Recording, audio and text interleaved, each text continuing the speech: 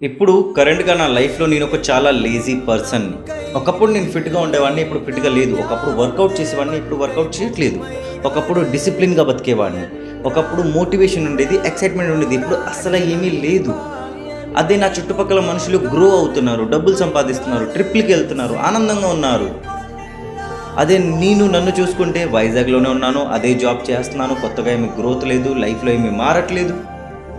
ఇది నిజాలు కావు. ఇది నా మైండ్‌లో ఉన్న థాట్స్.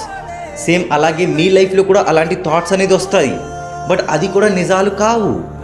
భగవద్గీత చాప్టర్ 6 శ్లోకం నంబర్ 24లో శ్రీకృష్ణుడు అర్జునుడు చెప్తున్నారు, పార్థ, ఈ లోకం వల్ల, ఈ లోకంలోనే నీ మైండ్ ఎలాగ తయారైందంటే ప్రతి ఒక్క థింగ్ గురించి చాలా చాలా ఆలోచిస్తుంది. చిన్న విషయం గురించి 10 వైపు ఆలోచిస్తుంది. ఒక్కోసారి అది మంచిది, ఒక్కొక్కసారి అది మంచిది కాదు. టు బి వెరీ ఆనెస్ట్, మీ లైఫ్లో, మీ మైండ్లో మీకు చాలా థాట్స్ అనేవి వస్తాయి. ప్రతి ఒక్క థాట్కి అటెన్షన్ అనేది ఇవ్వద్దు.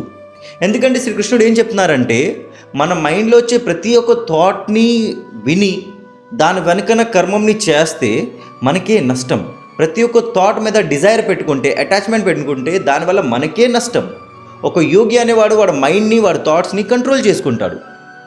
ఇప్పుడు నాకు ఏది అనిపించినా నాకు తెలిసింది ఏంటంటే, నా కర్మం అనేది నేను చేస్తున్నాను. ఆఫీస్కి వెళ్తున్నాను, ఆఫీస్లో ఎంత పని చేయాలో అంత పని చేస్తున్నాను. అదే నా భగవద్గీత వీడియోస్ నేను చేస్తున్నాను. చిన్న చిన్న అడుగులు అనేది వేస్తున్నాను. ఆ చిన్న చిన్న అడుగులు అనేది ఏదో ఒక రోజు నాకు ఒక ఎత్తుకు తీసుకుని వెళ్తుంది. అప్పుడు కిందకి చూస్తే అమ్మో నేను ఇంత దూరం వచ్చానా అని నాకు తెలుస్తుంది. బట్ ఈ ప్రాసెస్లో అది ఎక్కుతున్నప్పుడు నాకు చాలా థాట్స్ అనేవి వస్తాయి. నాకు అనిపిస్తుంది ఏంటంటే, ఈ లైఫ్ అనేది ఎక్కడికి నడట్లేదు, నేను ఇక్కడే ఉండిపోయాను అని అనిపిస్తుంది. సో అలాంటి థాట్స్కి మనం అటెన్షన్ అనేది ఇవ్వకూడదు. దానిపైన మనం ఫోకస్ చేయకూడదు. దానిపైన ఎలాంటి డిజైర్ పెట్టుకొని దానిపైన ఎలాంటి కర్మం మనం చేయకూడదు. మన కర్మం ఏంటో, మన ధర్మం ఏంటో మనం నేర్చుకున్న తర్వాత దానిపైనే మనం ఉండాలి.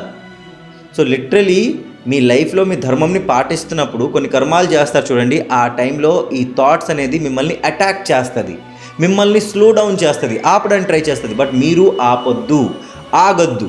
నా మైండ్లో ఎంత థాట్ వచ్చినా నేను లేజీ అని నా భగవద్గీత వీడియో అనేది నేను రెగ్యులర్గా చేస్తాను, క్లాసెస్ అనేది తీసుకుంటాను. మళ్ళీ నా లైఫ్లో డిసిప్లిన్, వర్కౌట్, ఫిట్నెస్ మొదలెడతాను.